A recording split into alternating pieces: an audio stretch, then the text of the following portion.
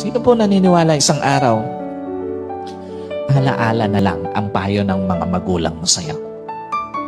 At sino po naniniwala, isang araw, yung nanay na kasama mo ngayon, maaaring katabi mo ngayon, yung tatay na kasama mo ngayon, isang araw, aalalahanin mo na lang din. Hindi kayo forever na magkasama. Kaya nga, lahat ng magulang hanggat kasama pa yung anak, gagawin ng lahat.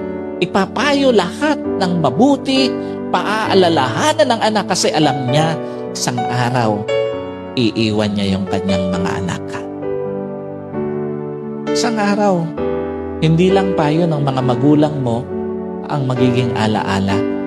Kahit magulang mo isang araw, magiging alaala na lang sa buhay mo.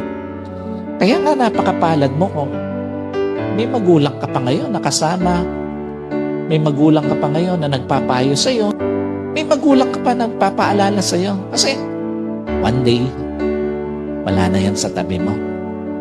Yung mga payo niya, alaala na lang din sa buhay mo.